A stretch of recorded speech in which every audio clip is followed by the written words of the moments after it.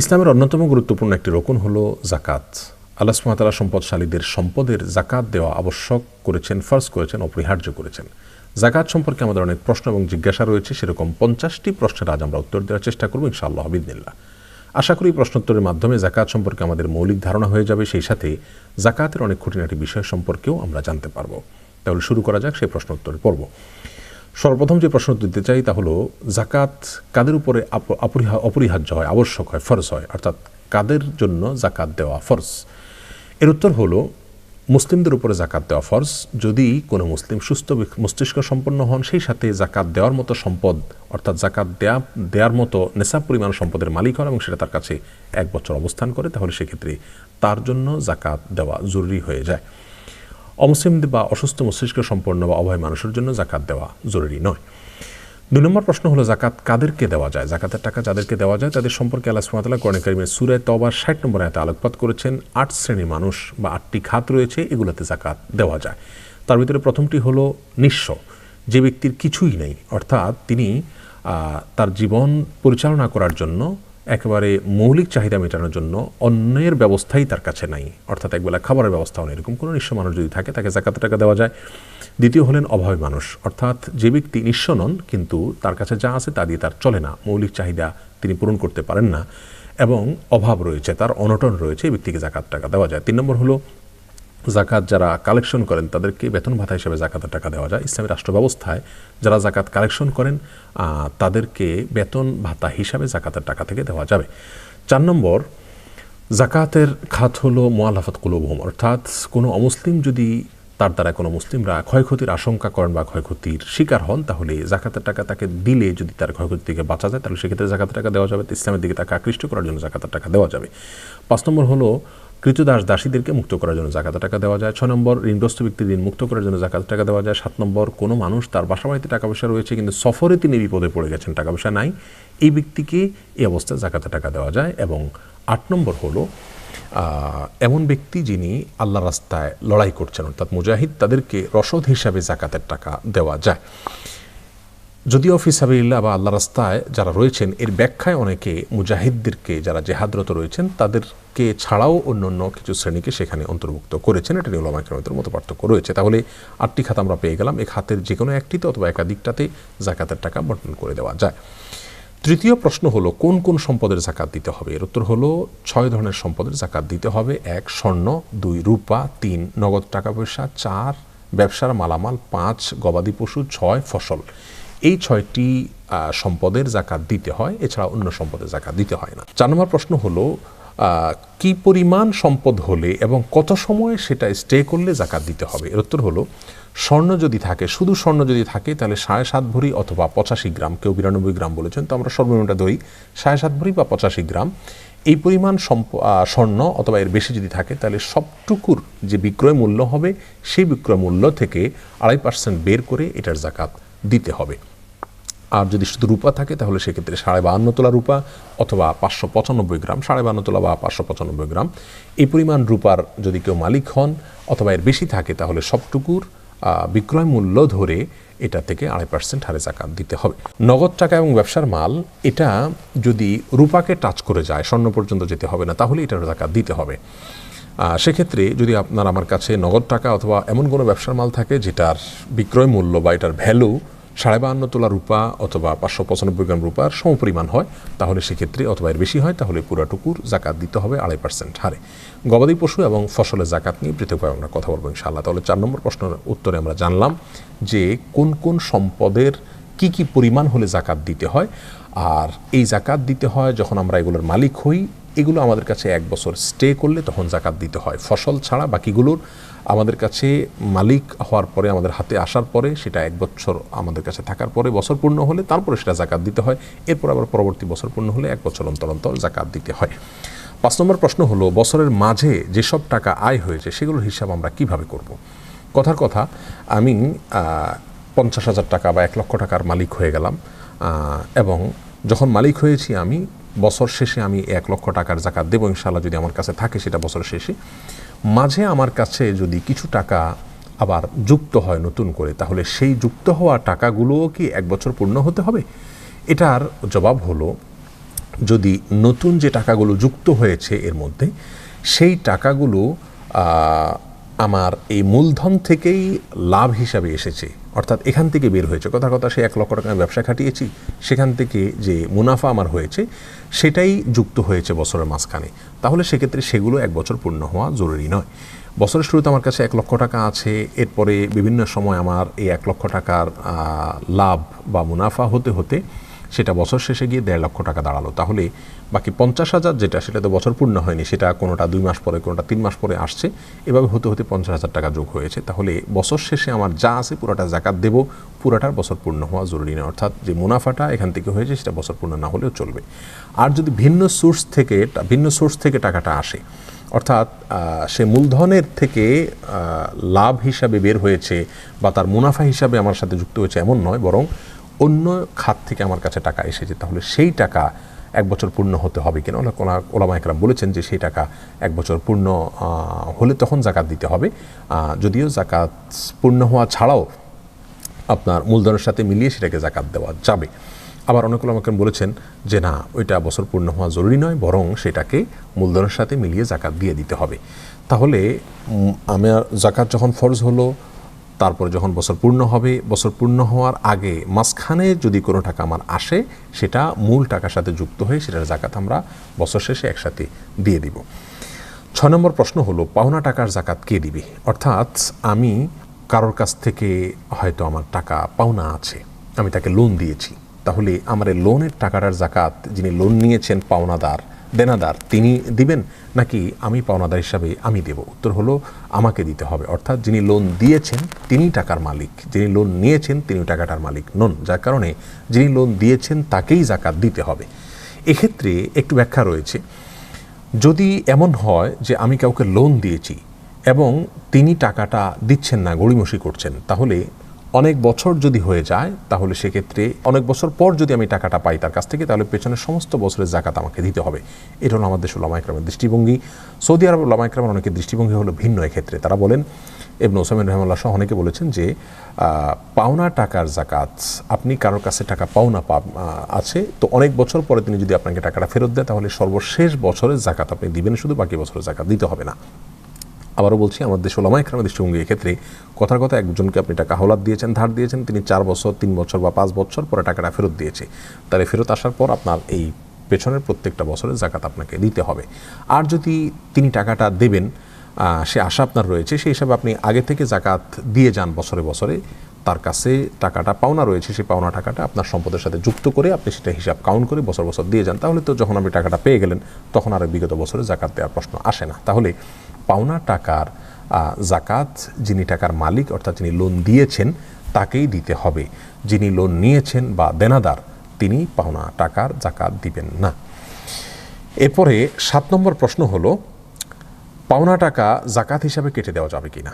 অনেক সময় আমরা কাউকে ধার দেওয়ার পরে লোকটা আর দিতে পারেন না বা দেন না, সেক্ষেত্রে আমরা এটাকে জাকাত হিসাবে কাউন্ট করতে পারবো কিনা? উত্তর হলো না, আমরা এটাকে জাকাত হিসাবে কাউন্ট করতে পারবো না, বরং দেওয়ার সময় যদি জাকাতের নিয়ত করে দেই তাহলে সেটাকে জাকাত হিসাবে কাউন্ট করা যাবে। আর যদি দেওয়ার সময় জাকাত হিসাবে কাউন্ট করা না হয়, পরবর্তীতে আমি মাঝখানে ফেসে গেছি, টাকাটা উসুল করতে পারছি না অথবা সে দিতে পারছে না, এই পরিস্থিতিতে এসে আমি তাকে জাকাতের থেকে কেটে দিলে সেটাতে আমার জাকাত আদায় হবে না, কারণ ইন্নামাল আমালু বিন্নিয়াত, আমি যখন টাকাটা দিয়েছি তখন কিন্তু জাকাতের নিয়তে দেইনি, এখন আদায় করতে পারছি না, ঠেকে গেছি, তাই আমি এখন জাকাতের নিয়ত করে ফেলছি, এভাবে জাকাত আদায় হবে না।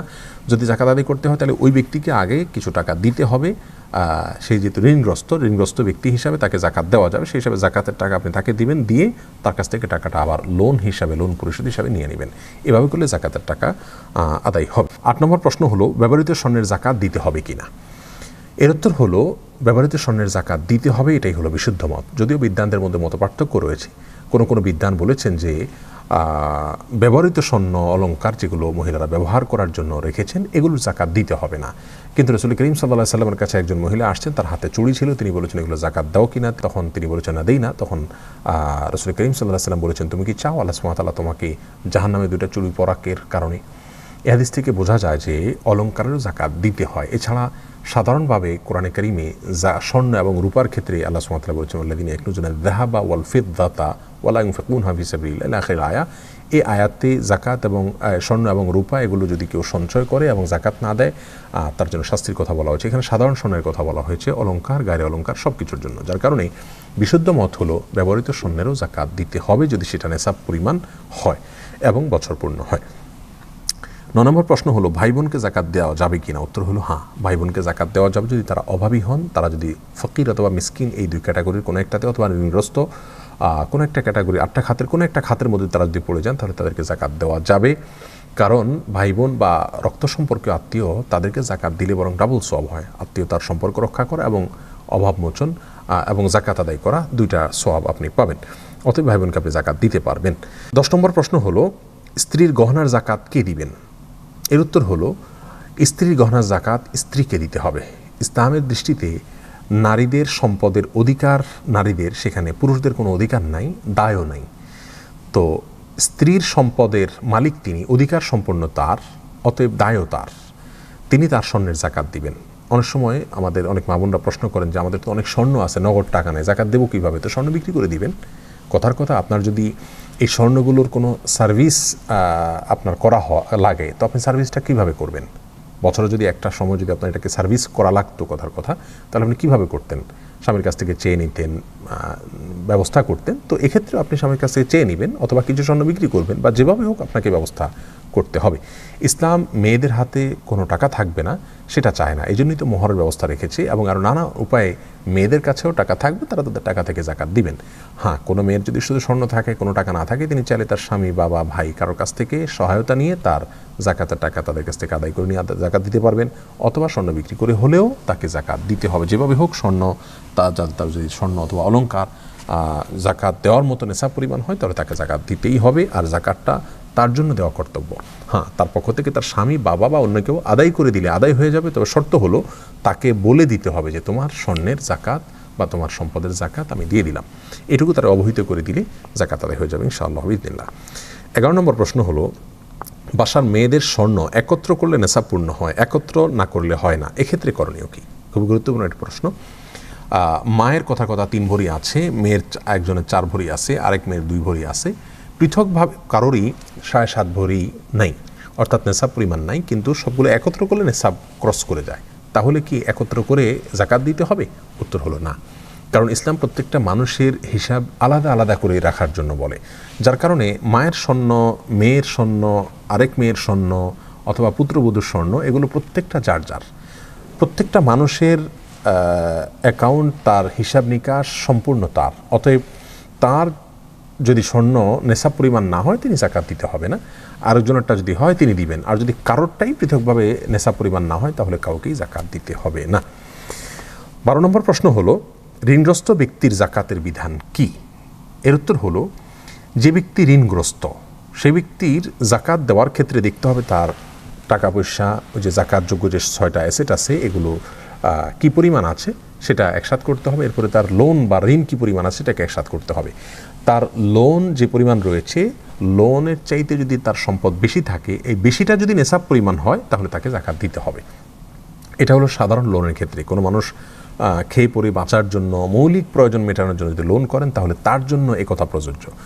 শিল্প লোন বা শিল্প ঋণ সহ যে সমস্ত ব্যবসায়িক ঋণ রয়েছে অথবা উন্নয়নমূলক ঋণ রয়েছে, বাড়ি করার জন্য আপনি লোন করেছেন, তাহলে সেই লোনের সাথে আপনার জাকাতের কোনো সম্পর্ক নেই। অর্থাৎ সেই লোনের টাকা আপনার অ্যাসেট থেকে বাদ দিয়ে জাকাত দিবেন না, বরং ওই লোনের জায়গায় থাকবে। আপনার পুরো সম্পদ যা রয়েছে সেটার জাকাত আপনাকে দিতে হবে। যদি সেটা জাকাত দেওয়ার মতো সম্পদ হয়, নেশাব পরিমাণ হয়, বছর পূর্ণ হয়, তাহলে জাকাত দিয়ে যেতে হবে।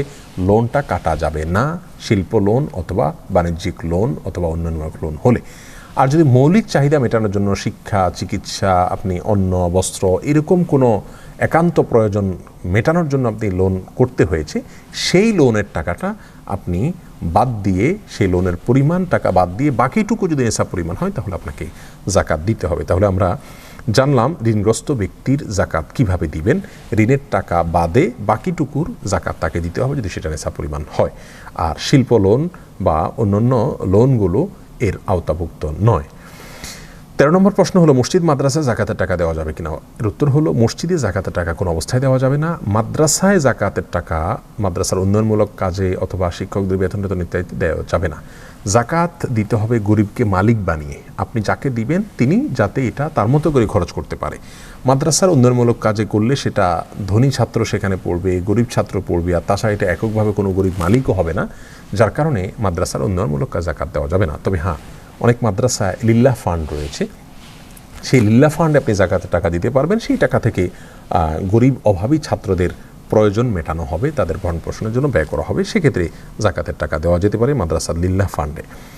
14 নম্বর প্রশ্ন হলো শাড়ি লুঙ্গি দিয়ে জাকাত আদায় করা যাবে কিনা। উত্তর হলো শাড়ি লুঙ্গি দিয়ে জাকাত আদায় করার যে প্রচলন আমাদের সমাজে রয়েছে এটা গর্হিত। এভাবে জাকাত আদায় করা যাবে না, এভাবে জাকাত দেওয়া যাবে না, বরং গরিব এবং অভাবী মানুষের যেভাবে দিলে উপকার হয় সেভাবে দিতে হবে, অর্থাৎ নগদ টাকা পয়সা দিতে হবে। জাকাতের শাড়ি লুঙ্গি মানেই হলো আজকাল এমন শাড়ি লুঙ্গি যে ওটা এক ধোয়াতেই শেষ হয়ে যায় এবং সবচাইতে কম দামের, এটাকে জাকাতের শাড়ি লুঙ্গি বলতে আমরা বুঝে থাকি সাধারণত। তো গরিব মানুষ হয়তো তার এর চেয়ে প্রয়োজনীয় কোনো জিনিস দরকার আছে, তো তাকে আমি শাড়ি লুঙ্গি দিলে তার ওই প্রয়োজনটা সে মেটাতে পারবে না, দারিদ্র্য বিমোচনটা হবে না, যার কারণে শাড়ি লুঙ্গি নয়, বরং গরিবকে তার প্রয়োজন মেটানোর জন্য নগদ অর্থ দিয়ে জাকাত আদায় করা উচিত। 15 নম্বর প্রশ্ন হলো জাকাতের টাকা দিয়ে নলকূপ খনন বা জনকল্যাণমূলক কাজ করা যাবে কি না। উত্তর হলো না। জাকাতের টাকা গরিবকে মালিক বানিয়ে দিতে হবে, সে তার মতো স্বাধীনভাবে খরচ করবে। আপনি যদি নলকূপ বানিয়ে দেন এবং সেই নলকূপে যে কোনো মানুষ পানি পান করে, তাহলে সেক্ষেত্রে তো গরিব একচ্ছত্র মালিকানা হলো না তার। আর সেই সাথে যদি জনকল্যাণমূলক কোনো কাজ, রাস্তাঘাট, কালভার্ট ইত্যাদি করে দেন, একই কথা প্রযোজ্য হবে, শুধু গরিব তো সেখানে হাঁটবে না। হ্যাঁ, কোনো গরিবের বাড়িতে নলকূপের প্রয়োজন, সে আপনাকে বলেছে, আপনি জাকাতের টাকা থেকে তার জন্য একটা নলকূপ বানিয়ে দিলেন, যেটা মালিক সে এককভাবে, সেটা হতে পারে। এর বাইরে সাধারণ জনকল্যাণমূলক কোনো কাজে বা গণমানুষের জন্য কোনো নলকূপ ইত্যাদি খনন করলে জাকাত আদায় হবে না। 16 নম্বর প্রশ্ন হলো শিশুদের সম্পদের জাকাত দিতে হবে কিনা। এর উত্তর হলো এটা নিয়ে স্কলারদের মধ্যে দুটি মত রয়েছে। অনেক স্কলার বলেন শিশুদের সম্পদের জাকাত দিতে হবে না, কারণ তারা বালেগ নয়, প্রাপ্তবয়স্ক নয়। প্রাপ্তবয়স্ক না হলে ইসলামের বিধিবিধান তার জন্য প্রযোজ্য হয় না। শিশু যেহেতু শিশু, প্রাপ্তবয়স্ক নয়, যার কারণে তার জন্য ইসলামের এই জাকাতের বিধান প্রযোজ্য হবে না, তার সম্পদের জাকাত দিতে হবে না।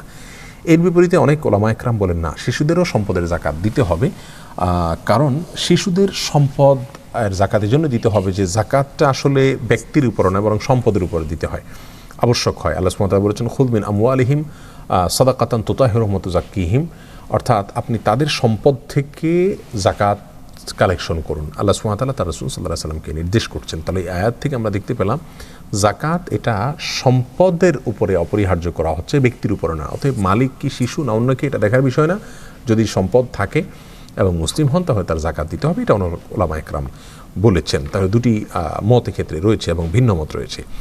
দুই মতের সপক্ষেই যার যার মতো করে দলিল তারা পেশ করে থাকেন। বিষয়টি গবেষণামূলক এবং ইজতিহাদি মতপার্থক্যপূর্ণ। 17 নম্বর প্রশ্ন হলো জাকাত কি রমজান মাসেই দিতে হয়। এর উত্তর হলো না, জাকাত দিতে হয় আপনি যখন সম্পদের মালিক হয়েছেন, বছর পূর্ণ হলে তখন আপনাকে জাকাত দিতে হবে। এই বছর পূর্ণ হওয়াটা প্রত্যেকটা মানুষের হিসেব সম্পূর্ণ আলাদা আলাদা। আমি হতে পারে মুহররম মাসে সম্পদের মালিক হয়েছি, আমি পরবর্তী মুহররমে জাকাত দিব, বা জিলহজের শেষে আমি জাকাত দিব। আমি কেউ হয়তো সফর মাসে সম্পদের মালিক হয়েছেন, তাহলে তিনি পরবর্তী বছর ওই সময় জাকাত দিবেন। অর্থাৎ জাকাত দিতে হবে প্রত্যেকটা মানুষকে তার অর্থ বছর পূর্ণ হলে। জাকাতের সাথে অর্থ বছরের পূর্ণতার সম্পর্ক, রমজানের সম্পর্ক না। আমাদের দেশে ম্যাক্সিমাম মানুষ মনে করেন যে রমজান আসলে জাকাত দিতে হয় না, আপনার বছর যখন পূর্ণ হবে তখন আপনি জাকাত দিতে হবে। হ্যাঁ, রমজানে আপনি দিলেন, অর্থাৎ রমজানের 1 মাস পরে 2 মাস পরে জাকাত আসবে, আপনি আগেই জাকাত দিয়ে দিলেন, সেটা আপনি করতে পারেন, ভিন্ন কথা। কিন্তু বিলম্ব করা উচিত নয়। অর্থাৎ রমজানের 2 মাস আগে আপনার জাকাত আবশ্যক হয়ে গেছে, আপনি অপেক্ষা করছেন রমজান আসলে তখন দিবেন, এই যে 2 মাস বিলম্ব করলেন এটা অনুচিত। বরং যখন ফরজ হয়ে গেছে তখনই আপনি জাকাত আদায় করবেন, রমজানের সাধারণ দান করবেন। 18 নম্বর প্রশ্ন হলো জাকাত অগ্রিম দেওয়া যায় কিনা। এর উত্তর হলো হ্যাঁ, জাকাত অগ্রিম দেওয়া যায়। কথার কথা, আগামী 2 মাস পরে আমার জাকাতের দেওয়ার জন্য বছর পূর্ণ হবে, কিন্তু আমি 2 মাস আগেই হয়তো অভাবী লোক পেয়েছি, এখন দেওয়া দরকার, তাহলে আমি জাকাত দিয়ে দিবে, সেটা হিসাব রাখবো। 2 মাস পর আমার যখন বছর পূর্ণ হবে, যখন আমি জাকাতের হিসাব করব, আগে যেটা জাকাত দিয়েছি আমি অ্যাডজাস্ট করতে পারবো। কথার কথা, আমি 10,000 টাকা আগে দিয়ে রেখেছি, এখন 2 মাস পরে দেখা গেলো যে আমার 12,000 টাকা জাকাত আসছে, তাহলে বাকি 2,000 আর দিয়ে দিলে হয়ে যাবে। অথবা 2,000 হয়তো আমার কম আছে, তাহলে সেক্ষেত্রে সেটাকে আমরা 8,000 টাকা আমার জাকাত আসলো, আমি 10,000 দিয়ে দিয়েছি, তাহলে আমার 2,000 অগ্রিম দেওয়া থাকলো জাকাত। তো জাকাত অগ্রিম দেওয়া যায়, পরবর্তীতে অ্যাডজাস্ট করা যায়। এরপরে 19 নম্বর প্রশ্ন হলো জাকাতের টাকা ধীরে ধীরে যাওয়া যাবে কিনা। অনেকে আছেন যে আমার বছর পূর্ণ হয়ে গেছে, জাকাতের টাকাটাকে আমি আলাদা করে রাখলাম, কিন্তু এটাকে আমি আগামী 1 বছর ধরে 6 মাস ধরে কখনো 2000 5000 করে করে আমি অভাবে মানুষ পেয়ে পেয়ে তারপরে দিচ্ছি, এটা করা যাবে কিনা। এর উত্তর হলো না, এরকম করা উচিত নয়। কারণ জাকাতটা আপনার বছর পূর্ণ হলে দেওয়া আপনার জন্য জরুরি, এটা আপনাকে দিয়েই ফেলতে হবে। আপনি যদি আপনার কাছে এটা রেখে দেন তাহলে কিন্তু জাকাত আদায় হবে না। এমনকি আপনি পৃথক করে রেখে দিয়েছেন আপনারই বাসার কোনো এক জায়গায়, তাহলেও জাকাত আদায় হবে না। এটা গরিবের হাতে পৌঁছার আগ পর্যন্ত আপনার জাকাত আদায় হবে না। যার কারণে জাকাত বছর পূর্ণ হওয়ার পরে আপনি জাকাতের টাকা রেখে দিলেন, সারা বছর ধরে একটু একটু করে দিলেন, এটা করা উচিত নয়। আপনি যেটা করতে পারেন সেটা হলো অগ্রিম, অর্থাৎ জাকাত আপনার আরও 6 মাস 7 মাস 8 মাস বা 1 বছর পরে পূর্ণ হবে, তখন জাকাত দিবেন। আপনি আগে থেকে দিতে থাকলেন এবং হিসাব রাখলেন, দেওয়ার সময় জাকাতের নিয়ত করে দিলেন আর হিসাব রাখলেন। বছর শেষে যখন জাকাতের হিসাব করলেন, যখন এবার অ্যাডজাস্ট করলেন যে কত টাকা দিলেন, বেশি দিলেন না কম দিলেন, এটা করতে পারেন। কিন্তু বিলম্ব করে আপনি জাকাত দিতে পারবেন না, সেটা গুনাহ হবে আপনার জন্য। 20 নম্বর প্রশ্ন হলো কয়েক বছরের জাকাত দেওয়া হয়নি, এখন কি করব। এর উত্তর হলো তওবা করবেন, আল্লাহর কাছে মাপ চাইবেন এবং পেছনের প্রত্যেক বছরে জাকাত দিতে হবে। ফর এক্সাম্পল 4 বছর 5 বছর ধরে আমি সম্পদের মালিক, কিন্তু আমি জাকাত দিচ্ছি না, এখন বুঝ হয়েছে, তাহলে 4-5 বছরের জাকাত যা এসেছিল সেটা কাউন্ট করে বা অনুমান করে বের করে সেটাকে আমাকে দিয়ে দিতে হবে এখন একসাথে। 21 নম্বর প্রশ্ন হলো কাউকে না বলে জাকাত দেওয়া যাবে কিনা। উত্তর হলো হ্যাঁ, দেওয়া যাবে। অনেক অভাবী মানুষ আছে, আত্মীয় স্বজন আছে যাদেরকে জাকাত দিতে গেলে জাকাতের টাকা বললে তারা মনে কষ্ট পাবেন, তাহলে আপনি তাদেরকে জাকাতের টাকা বলে দেওয়ার দরকার নাই, বরং আপনি নিজে দেওয়ার সময় নিয়ত করবেন জাকাত থেকে দিচ্ছেন, কিন্তু তাকে দিলেন যে তুমি খরচ করিও, তাতে জাকাত আদায় হয়ে যাবে। 22 নম্বর প্রশ্ন হলো স্বর্ণ ও রূপার মধ্যে কোনটাকে নেশাব হিসাবে ধরতে হবে। এর উত্তর হলো আপনার নগদ টাকা বা ব্যবসার মাল যদি হয় তাহলে সেটা স্বর্ণ বা রূপার যে কোনো একটার সাথে মিলে গেলেই আপনাকে জাকাত দিতে হবে, কারণ দুইটাই হলো মৌলিক। যেহেতু রূপার দাম কম, অতএব রূপার সাথে মিলে যাবে খুব সহজে, সেটাই স্বাভাবিক। যার কারণে কারোর কাছে যদি শুধু টাকা থাকে অথবা ব্যবসার মাল থাকে, তাহলে সেটা স্বর্ণের নেশাব পূর্ণ হওয়ার অপেক্ষা করার দরকার নেই, কারণ 85 গ্রাম স্বর্ণের নেশাব পরিমাণ টাকা হতে অনেক টাকা লাগবে। কিন্তু রূপা 52 তোলা বা 595 গ্রাম রূপা, এটার মূল্য পরিমাণ টাকা বা ব্যবসার মাল হতে খুব বেশি টাকা বা বেশি ব্যবসার মাল লাগবে না। যার কারণে সর্বনিম্নটাকে হিসাব করতে হবে। জাকাতের ক্ষেত্রে স্বর্ণ এবং রূপার ক্ষেত্রে যে কোনো একটার সাথে মিলে গেলেই জাকাত দিতে হবে, কারণ সর্বনিম্নটাই আমাকে ধরতে হবে। স্বর্ণ বা রূপার যে কোনো একটা, কোনো কালে কোনো সমাজে যদি কথার কথা এমন হয় অলৌকিকভাবে যে স্বর্ণের দাম কম হয়ে গেল, রূপার দাম বেশি হয়ে গেল, তাহলে স্বর্ণের সাথে মিলে গেলে তারা তখন জাকাত দিবেন। তো আমাদেরকে এখন বর্তমানে যেহেতু রূপার দাম কম, দেখতে হবে যে নগদ টাকা অথবা ব্যবসার মাল এটা যদি এটার যে মূল্য বা ভ্যালু এটা যদি রূপার সমপরিমাণ হয়ে যায় তাহলে আমাকে জাকাত দিতে হবে, স্বর্ণের জন্য আর অপেক্ষা করার দরকার নাই। 23 নম্বর প্রশ্ন হলো বাবা মাকে জাকাতের টাকা দেওয়া যাবে কি না। এর উত্তর হলো বাবা মাকে জাকাতের টাকা দেওয়া যাবে না। নিজের বাবা মাকে জাকাতের টাকা দিবেন না, নিজের সন্তানদেরকেও জাকাতের টাকা দিতে পারবেন না। আপনি বাবা মাকে জাকাতের টাকা দিলে তাহলে তাদেরকে ভরণ পোষণ আপনি কোথায় দিচ্ছেন। তাদের জাকাতের টাকা দেওয়ার উপযুক্ত হওয়ার মানে হলো তাদের ভরণ পোষণের ব্যবস্থা নেই। ভরণ পোষণ তো আপনার কর্তব্যের অংশ, আপনি সন্তান হিসাবে, তাহলে আবার জাকাতের টাকা কেন দিবেন। যদিও অনেক ওলামা ইকরাম বাবাকে জাকাতের টাকা দেওয়া যাবে বলে থাকেন, কিন্তু বিশুদ্ধ মত হলো জাকাতের টাকা বাবাকে দিবেন না, কারণ বাবার ভরণ পোষণের দায়িত্ব আপনার উপরে যদি তার কোনো সম্পদ না থাকে। আপনি জাকাত দিচ্ছেন, তার মানে জাকাত দেওয়ার মতো সম্পদ আপনার রয়েছে, তাহলে আপনি জাকাত কেন দিবেন, আপনি ভরণ পোষণ দিবেন বাবা মাকে, যার কারণে তাদেরকে জাকাতের টাকা দিতে পারবেন না। আর সন্তানদেরও ভরণ পোষণ দেওয়ার দায়িত্ব আপনার, যার কারণে তাদেরকে আপনি যে ভরণ পোষণের দেওয়ার দায়িত্ব যেহেতু আছে, জাকাতের টাকা তাদেরকে দিতে পারবেন না। যাদের ভরণ পোষণের দায়িত্ব আপনার নয়, যেমন ভাই বোন, তাদের বালেগ হয়ে গেলে, প্রাপ্তবয়স্ক হয়ে গেলে তাদের আর ভরণ পোষণের দায়িত্ব আপনার থাকে না, যার কারণে তাদেরকে আপনি জাকাত দিতে পারবেন। এমনিভাবে যে কোনো আত্মীয় স্বজন যাদের ভরণ পোষণ বহন করা ইসলাম শরীয়তের দৃষ্টিকোণ থেকে আপনার উপরে আবশ্যক নয়, কর্তব্য নয়, তাদেরকে আপনি জাকাতের টাকা দিতে পারবেন। 24 নম্বর প্রশ্ন হলো ডায়মন্ডের জাকাত দিতে হবে কিনা। এর উত্তর হলো না। ডায়মন্ড বা হীরা এগুলোর দাম যতই হোক না কেন, যদি এগুলো ব্যবহারের জন্য অলংকার হিসাবে থাকে তাহলে এগুলোর জাকাত দিতে হবে না, কারণ স্বর্ণ এবং রূপা এটাই হলো আন্তর্জাতিক মুদ্রা হিসাবে ধরা হয়, এগুলোর জাকাত শুধু দিতে হবে। ডায়মন্ড এটার যদি ব্যবসায়িক পণ্য হিসাবে কেউ রাখেন দোকানে বিক্রির জন্য, তাহলে সেক্ষেত্রে ওটার মূল্যের জাকাত দিতে হবে, মূলধনের মূল্যের জাকাত দিতে হবে। 25 নম্বর প্রশ্ন হলো স্ত্রীর জাকাত স্বামী আদায় করলে হবে কিনা। এর উত্তর হলো হ্যাঁ, স্ত্রীর জাকাত স্বামী আদায় করলে হয়ে যাবে, তবে স্বামী স্ত্রীকে জানাতে হবে যে তোমার জাকাত আমি দিয়ে দিলাম। স্ত্রী জানলেনই না, তিনি তার মতো দিয়ে দিলেন, তাহলে জাকাত আদায় হবে না। 26 নম্বর প্রশ্ন হলো, কোনো বেনামাজিকে জাকাত দেওয়া যাবে কি না? এর উত্তর হলো, বেনামাজি যদি তিনি নামাজ পড়ছেন না কিন্তু নামাজ পড়া উচিত এটা মনে করেন, বা নামাজ না পড়ার কারণে অপরাধ বোধ আছে, নামাজকে অস্বীকার করেন না, তাহলে তাকে জাকাতের টাকা দেওয়া যাবে, কারণ এ ধরনের ব্যক্তিকে আমরা কাফের মনে করি না। হ্যাঁ, যে সমস্ত ওলামা ইকরাম মনে করেন যে বেনামাজি তিনি কাফের, ইচ্ছাকৃত সালাত ত্যাগকারী কাফের, এরকম যারা মনে করেন তাদের মতে বেনামাজিকে জাকাত দেওয়া যাবে না। 27 নম্বর প্রশ্ন হলো, কিছু স্বর্ণ আর কিছু টাকা আছে, কোনোটারই নেশাব পূর্ণ হয়নি, তাহলে জাকাত কিভাবে দিব? খুবই গুরুত্বপূর্ণ একটি প্রশ্ন।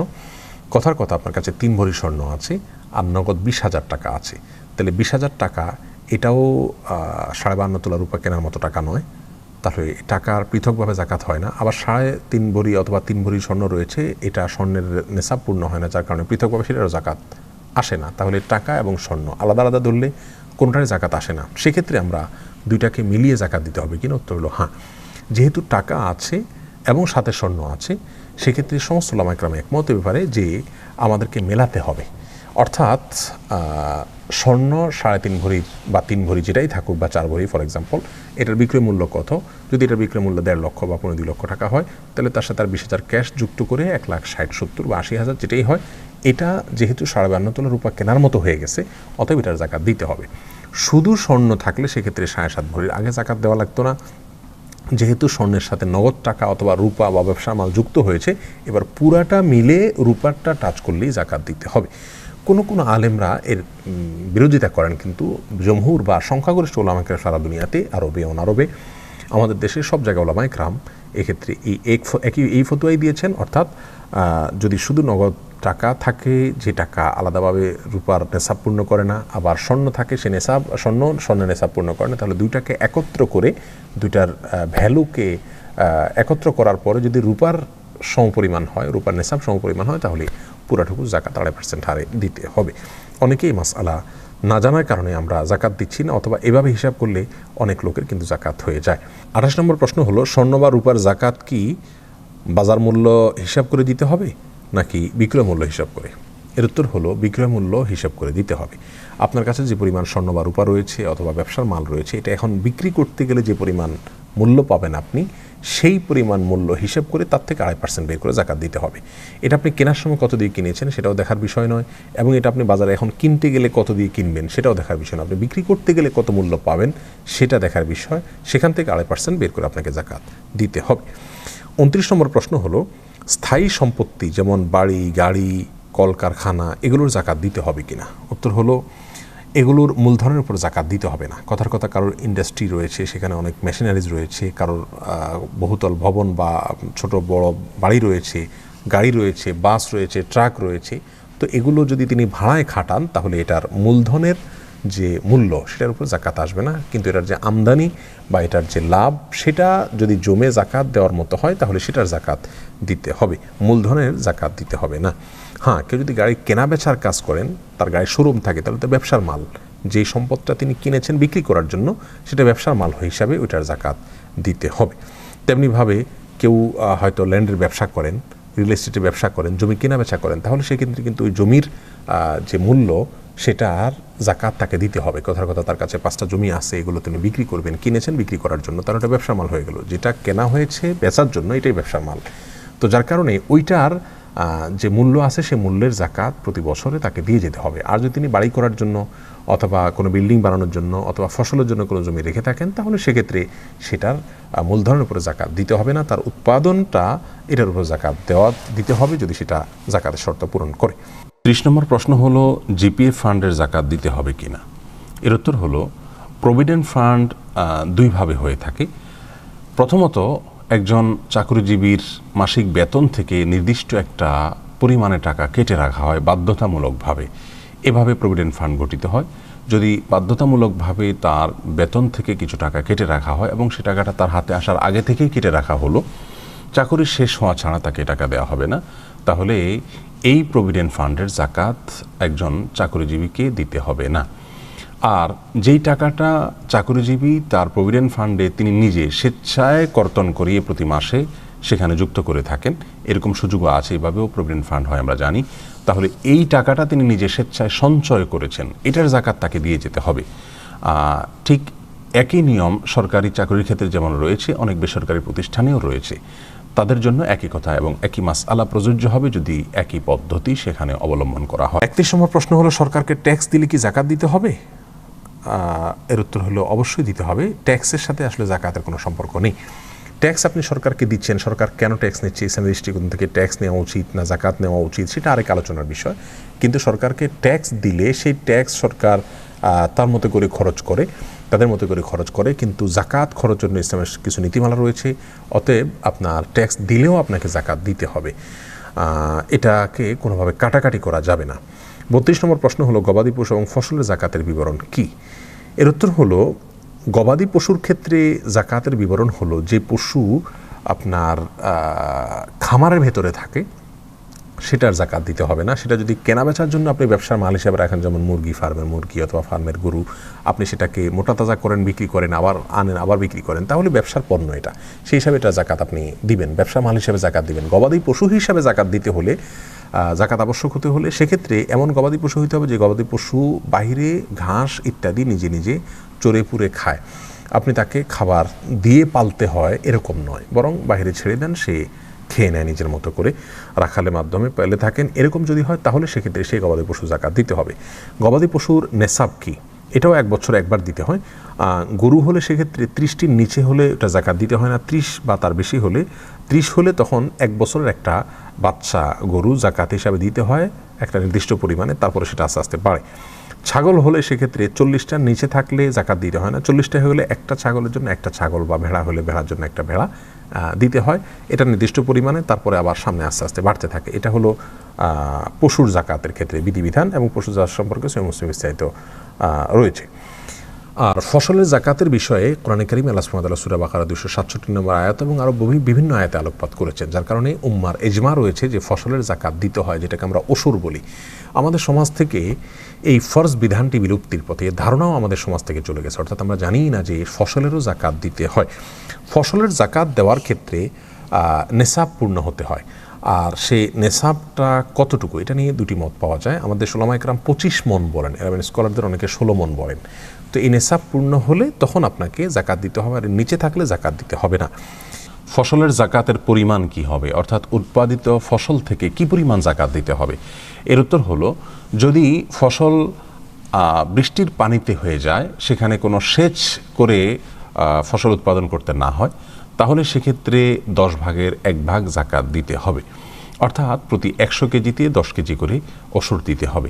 আর যদি সেটা সেচের পানি দিয়ে উৎপাদন করতে হয়, বৃষ্টির পানিতে না হয়, বরং কৃষককে, চাষিকে নিজে পানির ব্যবস্থা করে তারপর সেটাকে উৎপাদন করতে হয়, তাহলে সেক্ষেত্রে 20 ভাগের 1 ভাগ জাকাত দিতে হবে। তার মানে প্রতি 100 কেজিতে 5 কেজি করে ফসলের জাকাত দিতে হবে।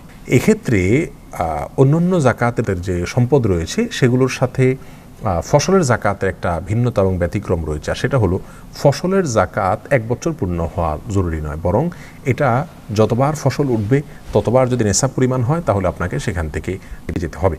এটা যতবার ফসল উঠবে, বছরে 3টা ফসল উঠবে 3বার দিতে হবে, 2টা ফসল উঠলে 2বার উঠবে দিবেন, আর যদি একবার না উঠে তাহলে তো দেওয়ার প্রশ্নই নেই। এরপরে 33 নম্বর প্রশ্ন হলো, জাকাতের টাকা দিয়ে ত্রাণ দেওয়া যাবে কিনা? উত্তর হলো না, জাকাতের টাকা দিয়ে আপনি সাধারণ ত্রাণ দিতে পারবেন না, কারণ ত্রাণ দিলে সেটা ধনী গরিব যে কোনো মানুষের কাছে যেতে পারে। সব অভাবীরাই কিন্তু জাকাতের মুস্তাহিক নন। অনেক লোকের অভাব আছে, কিন্তু সে অভাবটা জাকাত পাওয়ার মতো অভাব নয়। কারোর শিক্ষার খরচ মেটাতে পারছেন না, কিন্তু উচ্চশিক্ষা নিতে পারছেন না, কিন্তু আর অন্যান্য আলহামদুলিল্লাহ মৌলিক যে প্রয়োজনগুলো সেগুলো তিনি মেটাতে পারছেন, তাহলে সেক্ষেত্রে কিন্তু তিনি জাকাতের হকদার নন।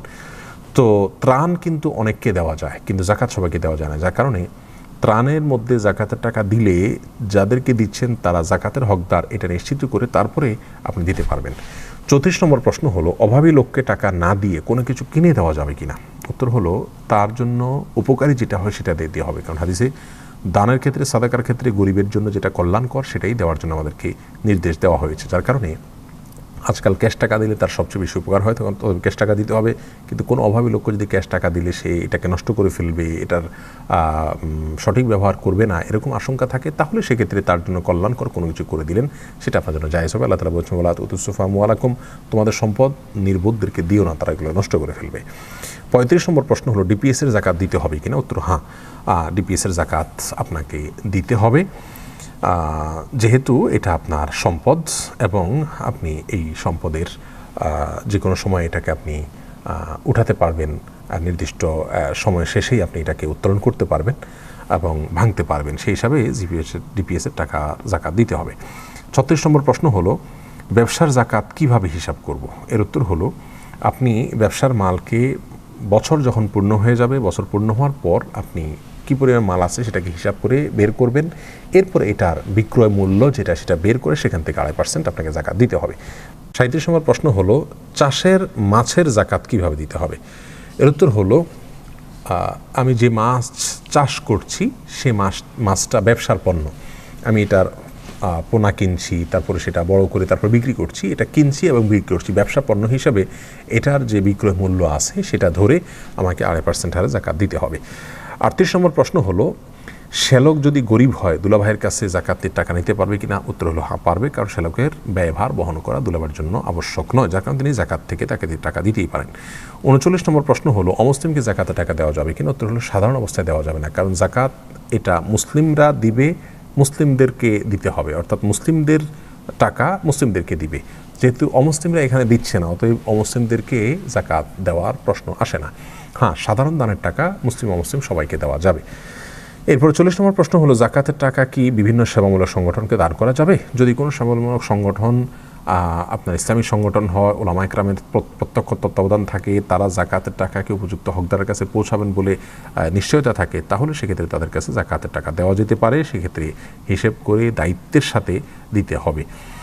41 নম্বর প্রশ্ন হলো ফিক্সড ডিপোজিট এবং বন্ড সার্টিফিকেটের জাকাত দিতে হবে কিনা? উত্তর হলো হ্যাঁ, নগদ টাকার মতো ফিক্সড ডিপোজিট, বন্ড সার্টিফিকেট অথবা এই জাতীয় যেগুলো রয়েছে এগুলোর জাকাত আপনার হিসাব করে দিতে হবে প্রতি বছর একবার করে।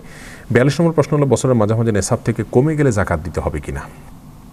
অনেকের এমন হতে পারে বছরের শুরুতে জাকাত দেওয়ার মতো 52 লাখ রুপা কেনার মতো টাকা ছিল, বছরের শেষেও ছিল, কিন্তু মাঝখানে কিছু টাকা কমে গেছে, অর্থাৎ নেশাব থেকে নিচে নেমে গেছে, তাই তারা জাকাত দিতে হবে কিনা? এক্ষেত্রে আরবিয়ান স্কলারদের মত হলো না, তাকে জাকাত দিতে হবে না, কমে গেলে আবার নতুন করে যখন ফিল আপ হবে নেশাব পরিমাণ তখন থেকে আবার নতুন করে তার বছরের কাউন্ট হবে, বছরের শুরু ধরা হবে। আমাদের দেশে ওলামা ইকরাম অবশ্য ভিন্ন কথা বলেন, তারা বলেন যে যদি কমে যায় এবং তিনি একদম নিঃস্ব হয়ে না যান তাহলে সেক্ষেত্রে তার এটাতে কোনো জাকাতে ফরক পড়বে না, বরং জাকাত তিনি দিয়ে যেতে হবে। বছরের মাঝখানে যদি কিছুটা নেশাব থেকে নেমেও যায় এবং একদম নিঃস্ব হয়ে না যান তিনি, তাহলে তার এর ফলে জাকাতের কোনো প্রভাব পড়বে না, তিনি বছর শেষে ঠিকই জাকাত দিতে হবে। তাহলে দুটি মত রয়েছে, আমরা এ বিষয়ে দুটাই বললাম। 43 নম্বর প্রশ্ন হলো ইংরেজি বর্ষ হিসাবে জাকাত দিতে হবে নাকি আরবি বর্ষ হিসাবে? উত্তর হলো চান্দ্রবর্ষ হিসাবে জাকাত দিতে হবে, সৌরবর্ষ হিসাবে নয়। আমরা যদি কেউ চান্দ্রবর্ষে হিসাব করাটা কঠিন হয় তাহলে সৌরবর্ষ হিসাব করে আমরা সৌরবর্ষের সাথে চান্দ্রবর্ষের যে কয়েকটা দিনের ডিফারেন্স বা পার্থক্য রয়েছে সেই 10-15 দিন আগে আমরা জাকাত দিয়ে দিলে জাকাত আদায় হয়ে যাবে সৌরবর্ষ হিসাব করলেও। 44 নম্বর হলো ব্যবহারের গাড়ি বা মূল্যবান আসবাবপত্রের জাকাত দিতে হবে কি না? এর উত্তর হলো ব্যবহারের গাড়ি যত বড় দামি হোক না কেন বা মূল্যবান আসবাবপত্র যত দামি হোক না কেন এগুলোর জাকাত দিতে হবে না। 5 নম্বর প্রশ্ন হলো হজ বা বিয়ের উদ্দেশ্যে জমানো টাকার জাকাত দিতে হবে কিনা? উত্তর হলো হ্যাঁ, হজ, বিয়ে বা ভালো কাজের জন্য আপনি টাকা জমা করেছেন, যেহেতু এটা জমা করা টাকা থাকে তাহলে সেক্ষেত্রে এটারও জাকাত আপনাকে দিয়ে যেতে হবে। 46 নম্বর প্রশ্ন হলো জাকাত হিসেবের সময় মহরের টাকা বাদ দেওয়া যাবে কি না? উত্তর হলো না, মহরের টাকা বাদ দেওয়া যাবে না। জাকাত হিসাব করার সময় মহরের টাকা দেনা হিসাবে আপনি এটাকে বাদ দিতে পারবেন না। কেউ যদি মনে করেন যে আমার মহরদার হয়েছে 10 লাখ 20 লাখ টাকা, তো এটা তো আমি দেনাদার, ঋণকে তো বাদ দিয়ে তারপরে হিসাব করা যায় জাকাত ঋণের টাকা বাদ দিয়ে, কিন্তু মহর এরকম ঋণ নয় যে ঋণকে বাদ দিয়ে জাকাত হিসাব করতে হয়, যার কারণে মহরের টাকা এটাকে আপনি এই ঋণটাকে হিসাব করা ছাড়াই আপনার পুরো সম্পদের জাকাত আপনাকে দিতে হবে, ওই ঋণকে আমলে নেওয়া যাবে না জাকাত দেওয়ার ক্ষেত্রে। এরপরে 47 নম্বর প্রশ্ন হলো মোহর হস্তগত না হলে স্ত্রীকে জাকাত দিতে হবে কি না? অর্থাৎ কোনো মেয়ে মানুষ তিনি তার স্বামীর কাছে মোহরের টাকা পাওনা আছে কিন্তু স্বামীটা তাকে এখনও পরিশোধ করেন নাই, তাহলে সেক্ষেত্রে স্ত্রী অন্যের কাছে টাকা পাওনা আছে, পাওনা টাকার জাকাত দিতে হয়, সেই হিসাবে মোহরের টাকারও জাকাত কি স্ত্রী দিয়ে যাবে কিনা? উত্তর হলো না। এটা যতক্ষণ পর্যন্ত তিনি মালিক না হয়েছেন বা তার হাতে না আসছে ততক্ষণ পর্যন্ত তিনি তার মালিকানাটা পূর্ণতা পায় নাই, যার কারণে তিনি এটার জাকাত দিয়ে যাবেন না, বরং যদি তিনি কখনো হস্তগত হয় তারপর থেকে তিনি 1 বছর পূর্ণ হলে জাকাত দিয়ে যাবেন যদি সেটা তার কাছে স্টে করে। 48 নম্বর প্রশ্ন হলো স্বামী স্ত্রী একে অন্যকে জাকাত দিতে পারবে কিনা? এর উত্তর হলো স্বামী তার স্ত্রীকে জাকাতের টাকা দিতে পারবেন না, কারণ স্ত্রীর ভরণ পোষণ স্বামীর কর্তব্যে রয়েছে। তাহলে যার ভরণ পোষণ দেওয়া আমার কর্তব্য রয়েছে, তাহলে আমি জাকাত দেবো কেন? তাকে তো ভরণ পোষণ দিতে হবে। আর স্ত্রী যদি সম্পদশালী হন, স্বামী যদি অভাবী হন, তাহলে সেক্ষেত্রে স্বামীকে স্ত্রী জাকাতের টাকা দিতে পারবেন, কারণ স্বামীর ভরণ পোষণ স্ত্রীর দায়িত্বে পড়ে না, তার কারণে তিনি তাকে জাকাতের টাকা দিতে পারবেন। তাহলে আমরা জানলাম যে স্বামী তার স্ত্রীকে জাকাতের টাকা দিতে পারবেন না, কিন্তু স্ত্রী স্বামীকে জাকাতের টাকা দিতে পারবেন। 49 নম্বর প্রশ্ন হলো, জাকাতের টাকা পৃথক করে রাখলেই কি আদায় হয়ে যাবে? অনেক ভাইরা আছেন জাকাতের টাকা বছর পূর্ণ হলে পৃথক করে রাখেন, এরপর আস্তে আস্তে সেখান থেকে দেন। উত্তর হলো, আপনি পৃথক করে রাখলে জাকাত আদায় হয়ে যাবে না। যতক্ষণ পর্যন্ত গরিবের কাছে পৌঁছায় না দিবেন, ততক্ষণ পর্যন্ত জাকাত আদায় হবে না। 50 নম্বর প্রশ্ন হলো, কাজের লোকজনকে জাকাত দেওয়া যাবে কি না? উত্তর হলো, আমাদের কাজের লোকজন, কাজের বুয়া হোক, হাউস ড্রাইভার হোক, অথবা অন্য অধীনস্থ কোনো লোকজন হোক, তারা যদি জাকাত পাওয়ার মতো হকদার হয়, অভাবী হয়, আজকাল কিন্তু অনেক কাজের লোকদেরও অনেক সঞ্চয় থাকে, যদি সেরকম কিছু না হয়, তাহলে জাকাতের হকদার হলে তাদের বেতন ঠিকঠাক মতো দিয়ে অতিরিক্ত হিসাবে জাকাতের টাকা আপনি দিতে পারবেন। আর যদি বেতনের টাকার জায়গায় আপনি জাকাত দেন নাউজুবিল্লাহ, তাহলে সেক্ষেত্রে তো আপনার জাকাত আদায় হবে না। তাহলে কাজের লোকজনকে জাকাতের টাকা দেওয়া যাবে শর্ত সাপেক্ষে, যদি তারা জাকাতের হকদার হয় এবং বেতনের এক্সট্রা হিসাবে যদি আপনি তাদেরকে দেন, তাহলে জাকাত আদায় হয়ে যাবে ইনশাআল্লাহ বিদিনিল্লাহ। প্রিয় দর্শক, জাকাত সম্পর্কে 50টা প্রশ্ন উত্তর আমরা জানলাম। এরকম আরও বহু প্রশ্ন আছে যেগুলোর উত্তর আমাদের জানা উচিত। আমি আশা করি এই 50টা প্রশ্নের উত্তর থেকে আপনি সেগুলোর উত্তর নিজে নিজে বের করে নিতে পারবেন। তারপরেও আপনার পুরো বিষয়টা কি আরও ভালোভাবে জানার জন্য কোনো আলেমের শরণাপন্ন হয়ে জাকাত সম্পর্কে বিস্তারিত জেনে তারপর আমরা জাকাত আদায় করবো। আল্লাহ সুবহানাহু ওয়া তাআলা আমাদের সকলকে ইসলামের নলেজ অর্জন করা, কোরআন ও সুন্নাহর ইলম অর্জন করার যে ফরজ রয়েছে, সেই ফরজটা আল্লাহ তাআলা আমাদের সবাইকে আদায় করার তৌফিক দান করুন।